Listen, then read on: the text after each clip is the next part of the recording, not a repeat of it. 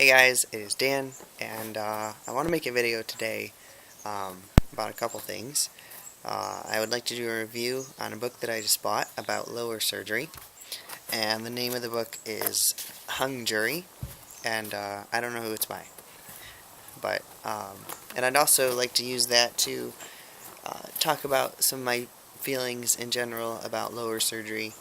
So if anyone's watching and just doesn't want to hear about that, feel free to click away now. um, Lower surgery is something for me that is kind of on the outskirts of what I think about on a daily basis. It's not something I think about every day, not something I am desperate to get. Um, it's just something that I am researching and learning about for possible future options. I came across the book Hung Jury from Dr. Crane, I think his name is, his website. He is out of San Francisco. I think he took over Dr. Brownstein's practice when he retired. So Dr. Crane does top surgery, but he's also, sorry, I just got hit in the head, ladybug. He's also does lower surgery. He is a urologist, and he studied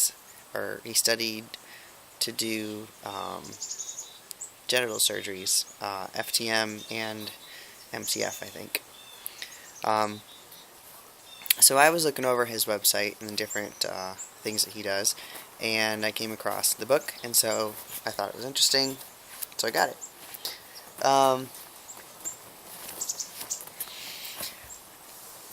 My one disappointment in the book is that there are no pictures. So if you're looking for a picture book of what surgeries are possibly going to look like, this is not the one for you. It's the stories of several trans guys who have gotten surgery and how they felt beforehand, and the process they went through, and the results. So there's 2 or 3 that got metoidioplasty, and then like 5 who got phalloplasties. It was definitely a good read. Makes you think about why you want, if you do, why you want lower surgery. The reasons for getting it, the reasons to avoid, and gives you a realistic idea of what you're going to go through. As a complaint I would have, another one, is that a few of the guys in the book had their surgeries in the 90s, well, which isn't that long ago, but as far as surgery is concerned and improvements, that's quite a while ago. So I wish there was more up-to-date experiences in the book. Lower surgery, it's hard to find good information on lower surgery. It just seems that guys who've had it disappear, and I guess I can't blame them. They're done. They don't want to talk about it anymore. And so the only experiences you can find really are people who want it, or people who don't want it and don't think anyone else should want it. There's just so many different feelings. It's a very passionate subject, and people definitely share their opinions on it quite readily if you go online and research it at all. Some of my thoughts on lower surgery, from what I've gathered and researched, are the odds are at some point in my life I will want lower surgery. Is it going to be today or tomorrow or next year? Probably not.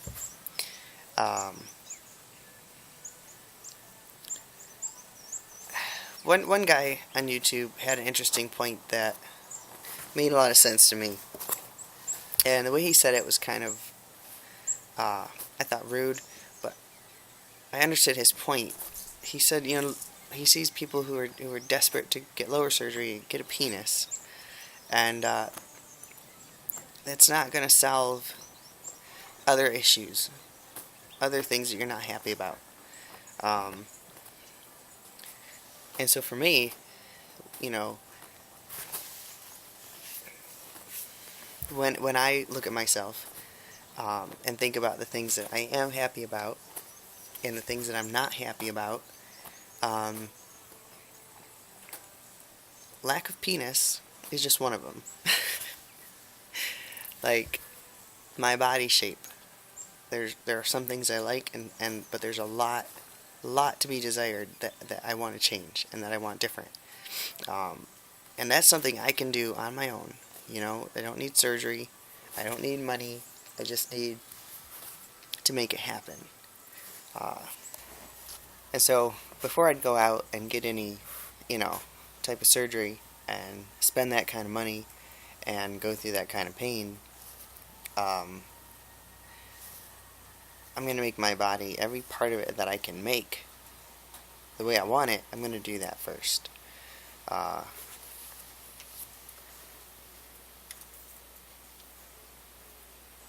and that's my personal decision. I'm not saying that you have to go out and change your body. I mean, for me, I want to be masculine and muscular and all of that, and then see how I feel.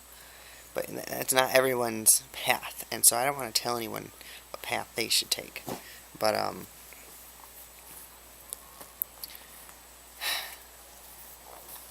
where am I trying to go with this?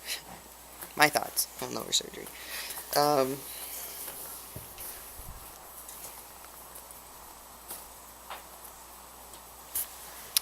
all right. Some of the reasons why I would pursue lower surgery uh, would be, let's see, in no order of importance. I would like to be able to look in the mirror and look completely male. Um, it does kind of mess with your brain when you're male from the waist up, and you don't look female, but you don't look male either from the waist down. Um, it's somewhere in between, and it's different. You have to get used to that.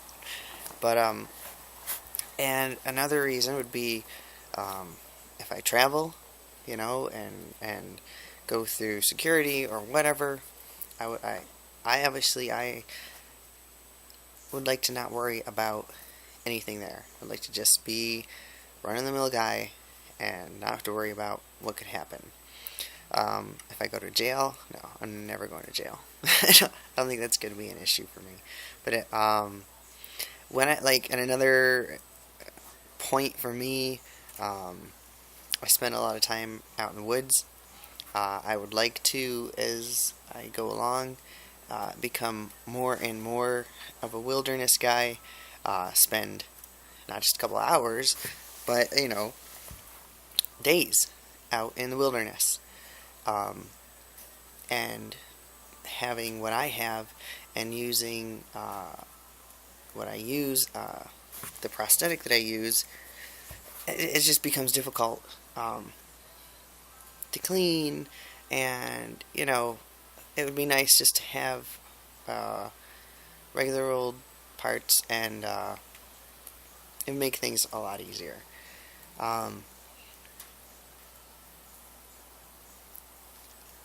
it would just make it easier on my mind to not feel anything female related down there, just to have it be male and to have it be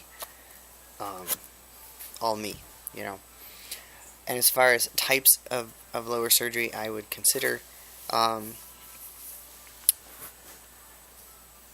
don't think I would go for a phalloplasty.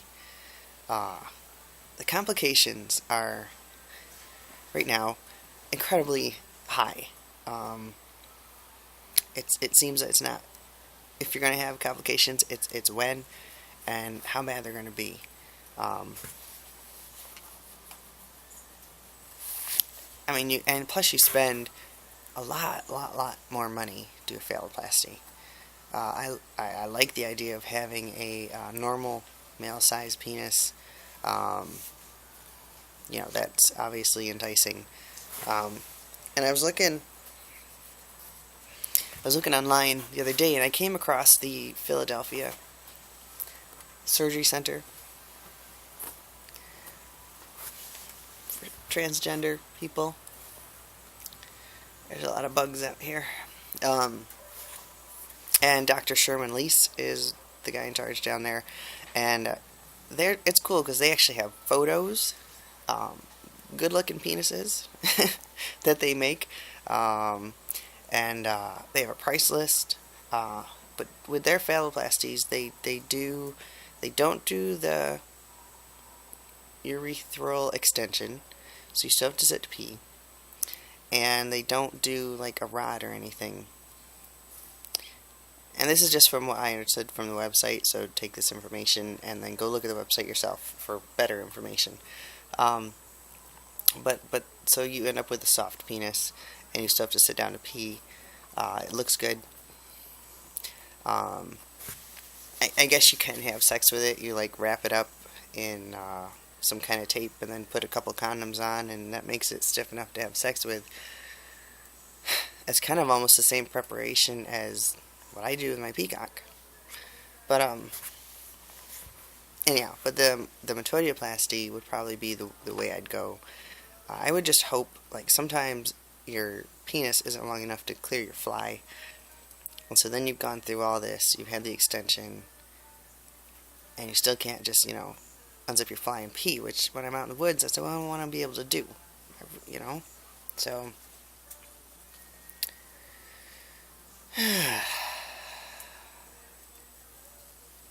there's a lot of things to think about. Sometimes it would be easy to, and sometimes I just resent not being frickin' born the way I should have been born. But you work with what you got, and my life could be a hell of a lot worse. People are born with so many ailments, and so many of them, there's nothing you can do about it. And, once I found out the name for what I was suffering from, and I found out that it could be helped, I could change my body, I'm so thankful for that. Which I think we need to remember to be thankful. There's a lot of transgender people that haven't been able to transition, and I try not to pick at every little thing that I wish was different, because I'm so lucky to be where I am, So anyhow, those are some very jumbled thoughts on lower surgery. Yeah. So these are the little bugs that keep bothering me. And they're like everywhere. It's like an apocalypse of ladybugs. It's creepy almost. But yeah. Feel free to comment if there's anything in this video that sparks an interest that you'd like to comment on. I know it's kind of all over the place. But that's how I feel about lower surgery right now. I'm just all over the place. So at least I've got lots of time to think about it. No rush. No rush. Not like top surgery. It was just so urgent, and I basically gave up everything else to pursue top surgery. And I'm glad I did. It was worth it. But yeah. I'll make another video later. Thanks for watching.